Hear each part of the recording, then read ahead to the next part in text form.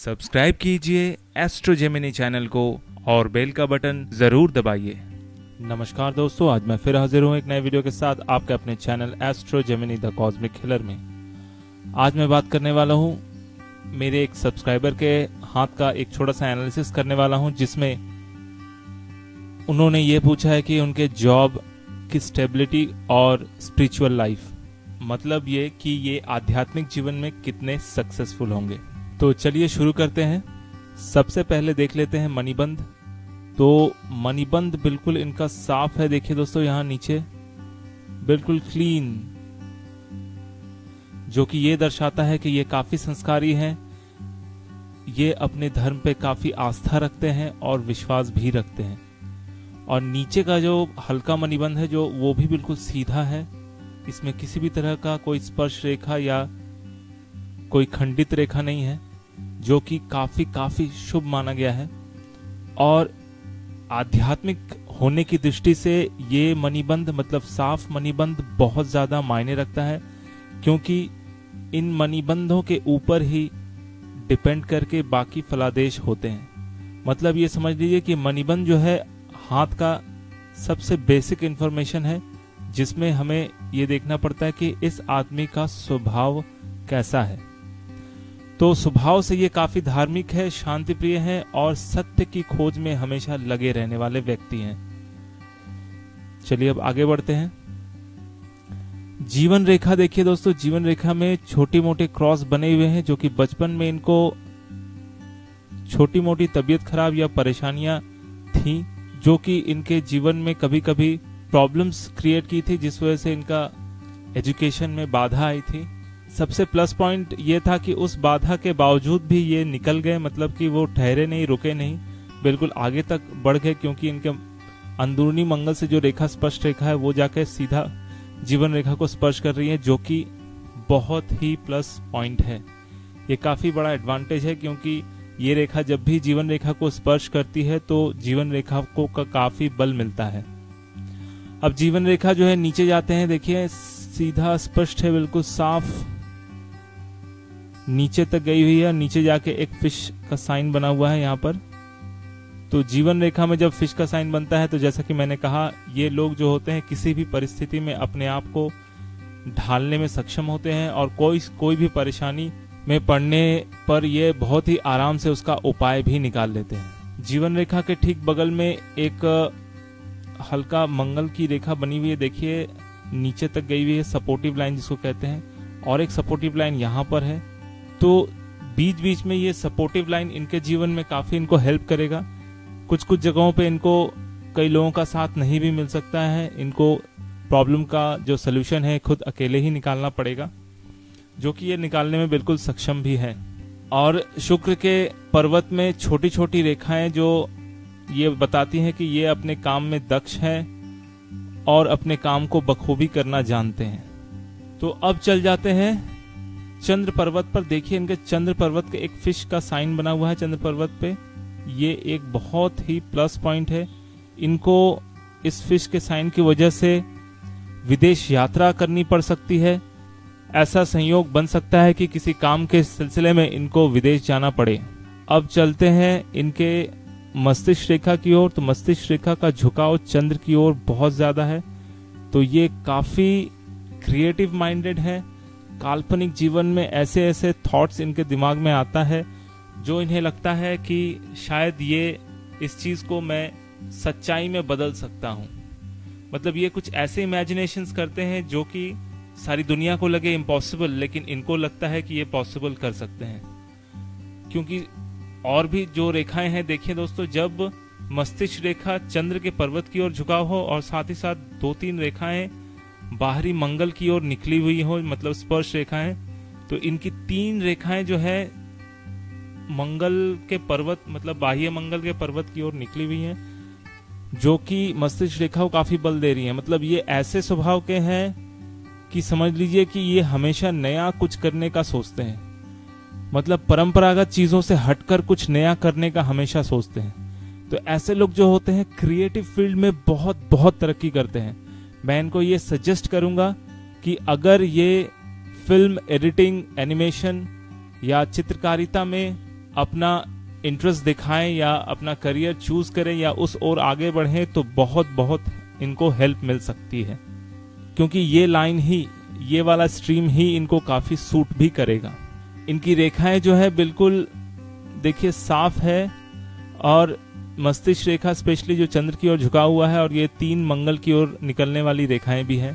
तो ये दर्शाती है कि ये किसी भी काल्पनिक सोच को रियलिटी में बदलने की क्षमता रखते हैं।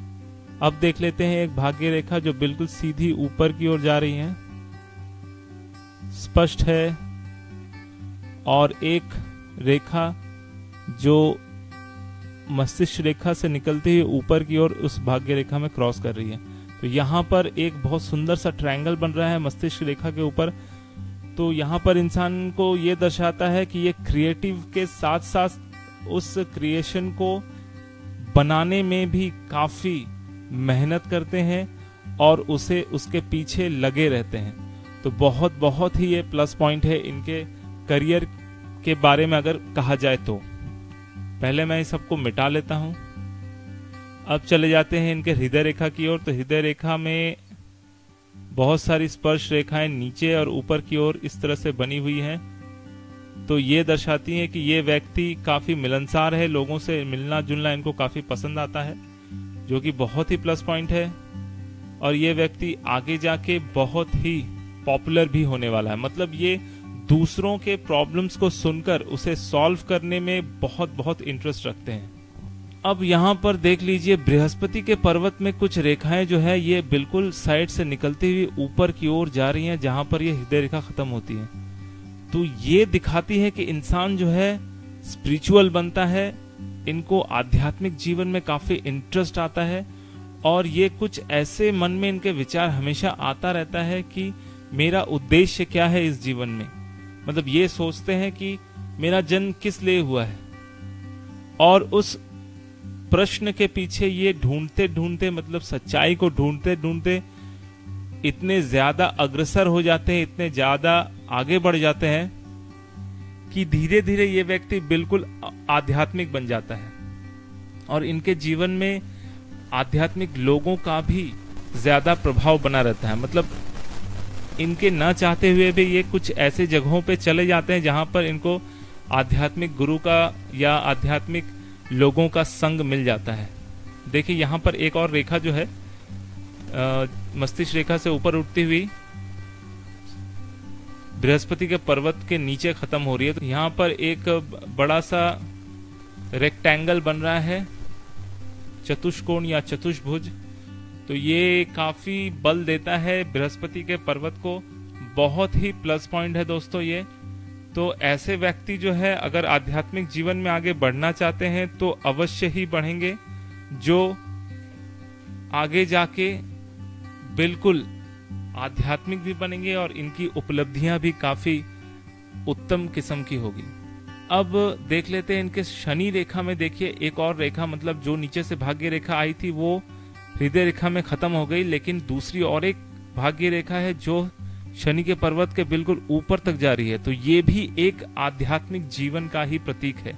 मतलब ऐसे व्यक्ति जो है कुछ ऐसे तत्वों को ढूंढने में, मतलब जिसे हम लोग कहते हैं परम तत्व, जिसे कहते हैं परमात्मा, ये लोग जो ऐसे होते हैं ये परमात्मा को या उस परम तत्व को ढूंढने में अपने सारा जीवन लगा देते हैं, और अंत में उनको उस ओर रुझान बनने के कारण वो सारी चीजें मिलती हैं जो एक आध्यात्मिक व्यक्ति को मिलनी चाहिए। एक और रेखा इनके सूर्य के पर्वत के नीचे है।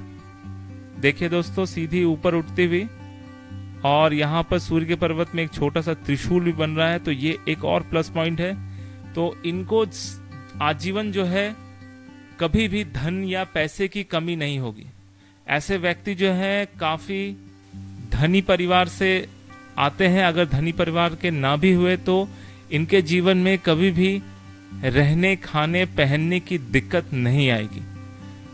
और साथ ही साथ ये भी स्पिरिचुअल लाइफ में आगे बढ़ने के लिए बहुत ही स्ट्रांग पॉइंट है। मतलब इन्होंने ये प्रश्न किया था कि इनके स्पिरिचुअल लाइफ कैसा जाएगा। मैं बड़े दावे के साथ ये कह सकता हूँ कि ये व्यक्ति स्पिरिचुअल बनेगा ही, और इनका जो समागम है, इनका जो मिलना जुलना है कुछ ऐसे स्पिरिचुअल लोगों से होगा कि भविष्य में जाकर इनका जो भी सवाल आध्यात्मिक जीवन के लिए रहेगा उस सब सवालों का जवाब अवश्य ही मिलेगा।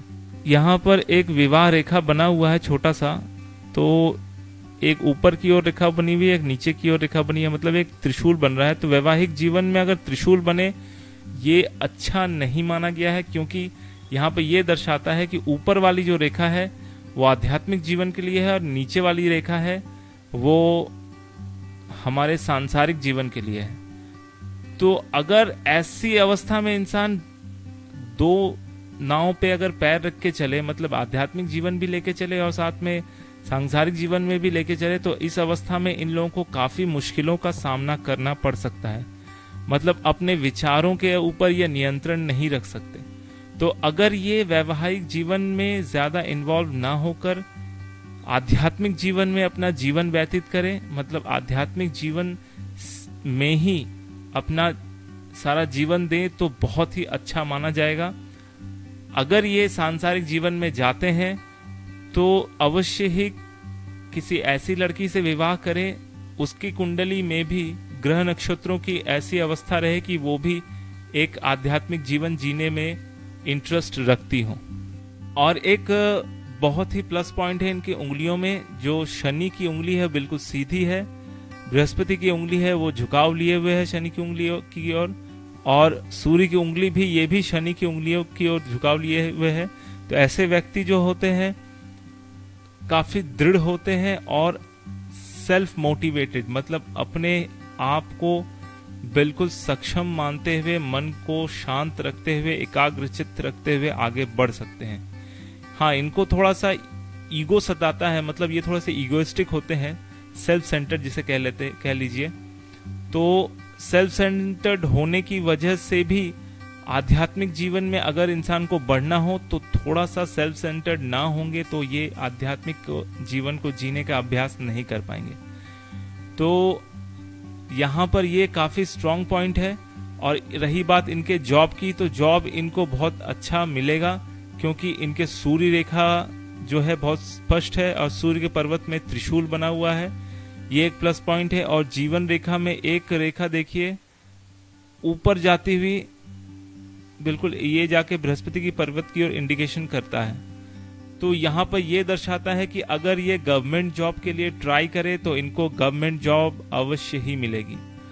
और ऐसा भी गवर्नमेंट जॉब मिल सकता है कि जिसमें इन्हें क्रिएटिव काम को करने का अवसर मिले, जैसे शिक्षण का काम या लाइब्रेरियन का काम, या कुछ ऐसा वर्क जिसमें आप दूसरे लोगों को सिखा सकें, पढ़ा सकें।